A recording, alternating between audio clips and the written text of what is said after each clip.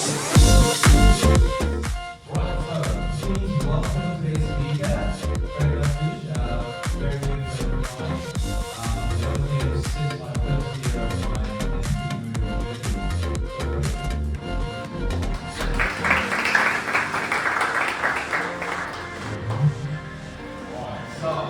and as interesting as the pretend beer. Well, great, thank you. The reason that I invited Craig is because Craig is always my last hidden card for Being a good student and the financial crisis. So while I was traveling, I was trying to think what would I do next. I was looking at going back to study, and I was in Asia traveling, and I went to Mongolia, and I bumped into some Irish person in Mongolia, a random Irish person in the desert. It wasn't actually the desert, it was a city, which sounds a little bit too more random. But she was living in Korea, and I just heard over a couple of beers randomly asked her like how her life was in Korea. So I thought, oh, that sounds pretty interesting. So I went back to Ireland, and yeah, there was no jobs as I thought.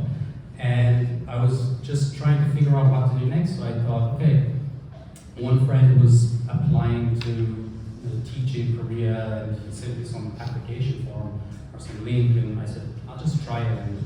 And I sent it off, and I think I sent it off in like November. I got back to Ireland September, sent off the application in November, and I was in Korea by maybe February, end of January, February. And even I didn't check like which city I was moving to. They like offered me a job, and I'm like, okay, I'll just go. So I ended up in Jeonju, which there's somebody from Jeonju here tonight. And yeah, I stayed there initially it was supposed to be for a year, but I stayed for 2 years. And I had thought, okay, it's time to do something else. I can't live in Jeonju forever, or Korea at the time, so I thought. And I just decided, okay, I'm going to study something. I had traveled in between, and I didn't want to do something in finance, so I studied international relations, and I decided to study international relations. So I applied to like just one master's program in Seoul, and I thought, okay, if I get accepted to this, I'm going to stay in Korea. If not, we'll figure it out. And somehow I got accepted anyway, and that was like 10 years ago. So I moved to Seoul, and I became a student then. So it's quite a long story. Okay, Would I continue? No, well, like we can start from there for a minute though. So in Korea, there's a saying called, if you're a horse, you have to send them to Jeju. If you're a person, you have to send them to Seoul, right?